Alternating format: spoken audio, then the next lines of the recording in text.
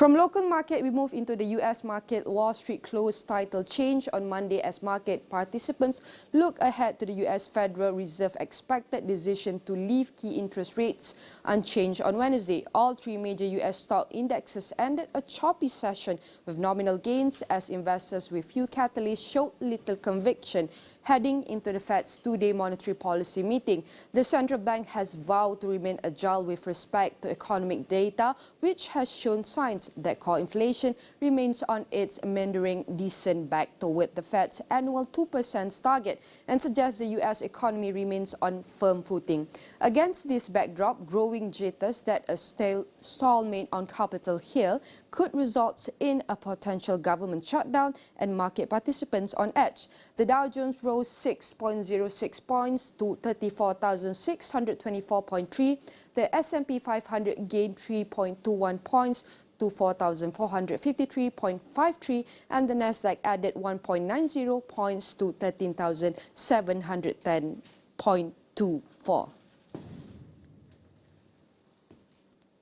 Tak biasa.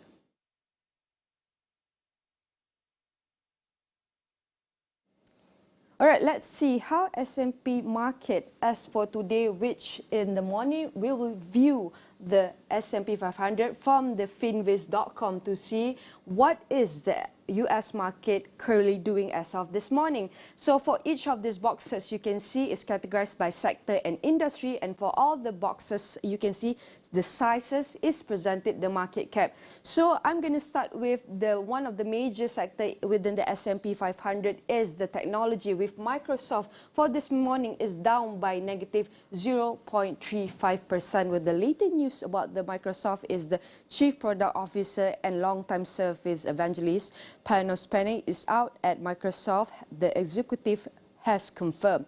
Panay had been at Microsoft for nearly 20 years, beginning with a stint as Group Program Manager, PC hardware back in 2004. After an 8-year stint as Corporate VP of Microsoft Devices, the executive was appointed to his most recent role in 2018. During his time at Microsoft, Panay was well known for his impassioned Surface presentation. Yusuf Mehdi, who oversees its consumers marketing efforts, is taking over the firm's Surface and Windows businesses with the external PC makers and retail partners. And for other, Oracle is also down by negative 1.49%.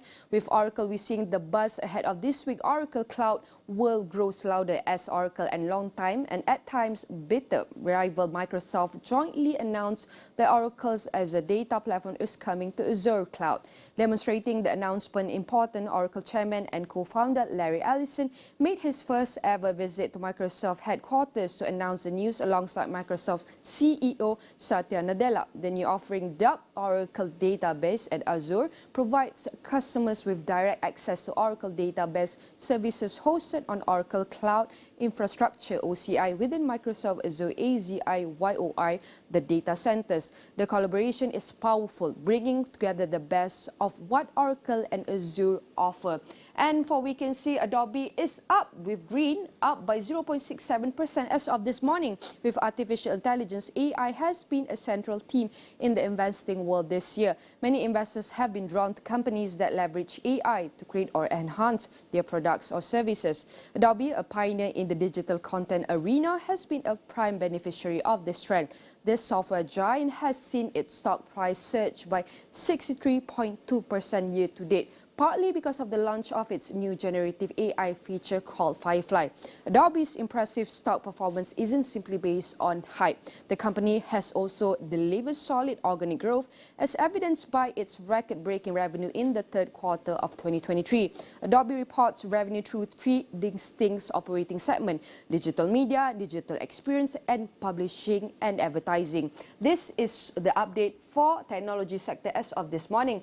And we're going to move on to consumer electronics sector, with Apple this morning is up by 1.69%. We can see this is the number, with the Apple lead time and pre-orders for Apple latest iPhones are better than fear, which is said by the Morgan Stanley analyst wrote in a note Monday.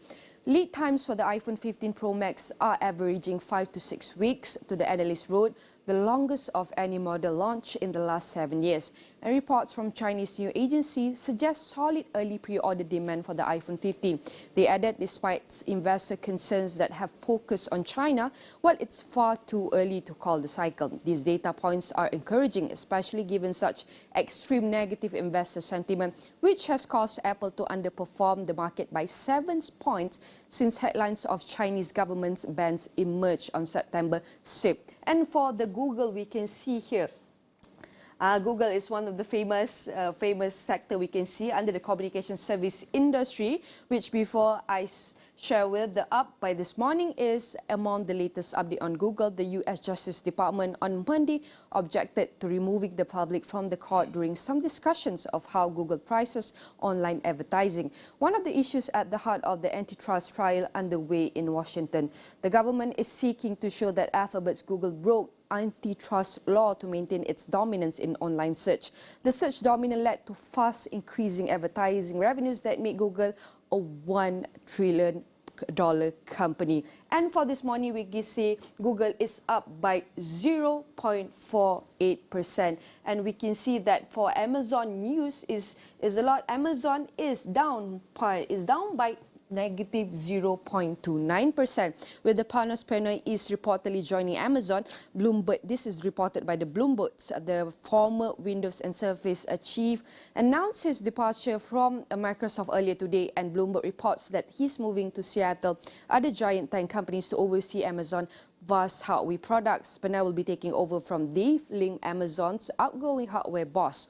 And Lim announced in August that he plans to leave in the next few months after a 13-year career at Amazon, leaving big shoes to fill. And about Tesla, according to a new report from the Wall Street Journal, Tesla and Saudi Arabia are in early talks about the building an electric vehicle factory in the country, and the latter is dangling some cobalt from the Democratic Republic of the Congo as an incentive. WSJ reports today that Saudi Arabia is in talk with the Tesla about setting up a manufacturing facility there. People familiar with the discussion said as part of an ambitious push by the kingdom to secure metals needed for electric vehicles and help diversify its economy away from oil. In recent years, Saudi Arabia invested in Lucid Motors, an EV startup that spun out of Tesla, with a deal from the company to build a factory in the country. And for this morning, Tesla is actually down by negative 3.32%, and that is the update from the consumer cyclical industry. For oil and gas stocks performance, which oil prices rose on Monday after flirting with $95 a barrel earlier in the session as expectation of a supply deficit stemming from extended output cuts by Saudi Arabia and Russia, as well as weak shale production outweighed concerns about demand. Global oil benchmark Brent crude futures settled 50 cents higher at $94.43 a barrel, while it rose 71 cents to $91.48. Saudi Arabia and Russia this month extended a combined 1.3 million barrels per day of supply cuts to end of the year. Meanwhile, U.S. oil output from top shelf producing regions is also expected to fall for a third month in a row in October to its lowest level since May 2023. The U.S. Energy Information Administration said in a monthly report, Saudi Arabia's Energy Minister Prince Abdul Aziz bin Salman on Monday defended OPEC Plus cuts to oil market supply, saying international energy markets need light-handed regulation to limit volatility, while also warning of uncertainty about Chinese demand, European growth, and even central bank action to tackle inflation. And as of this morning, we can see oil and gas. For example, the ExxonMobil Corporation this morning is up 0.81%, while CVX this morning up by 0.43%. As you can see, this is the S&P 500 index that I can update you as of 9:58 this morning.